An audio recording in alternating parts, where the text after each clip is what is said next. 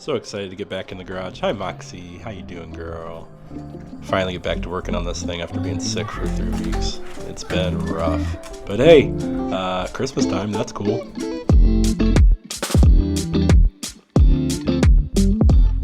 Welcome back, guys. Today we are diving into the fact that I now own way too many Groms. This is our Gen 3, and we're going to do that next on the E-swap. But as for now, this is what we're working with. I went ahead and took the wheel off just because I have to do some modifying of the wheel spacing. Once I went to the Ruckus forks, it was kind of tough back and forth to where the caliper spacing and all that stuff. So it ended up being that the wheel was too far to the right. So I'm now cutting that down and machining it back. But to show you guys the progress on this, controller came out really nice, bracket right across here, and it fits underneath the fuel tank perfectly, just how I want it. And that gives me plenty of spacing up in here to run wires and stuff like that.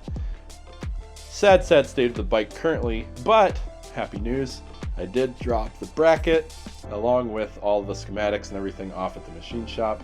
Super excited about that. He's currently in works of it, so can't complain there. But yeah, sad state today. I was planning on getting that bike out and driving the stockness that it is around the block. However, it is now raining right as I come outside, so that's super cool. Just got out here to my buddy Charlie's shop out in Alliance. He's going to be helping doing all the welding and the cutting of all the aluminum for the bracketry on all of the kits that we're going to put out. It's a pretty sweet place. He's got an awesome setup here, but I kind of laid everything out on the table, as you can see here. Get you a good idea for the different pieces that we've cut for templating, and before we make the final run for the test prototype, just how things kind of fit together. Photo of the plasma cutter, that's how I'm going to cut all the aluminum for it, and his workstation has a lot of monster. And it's cool just to see the drawings, the schematics of everything, and how it all comes together.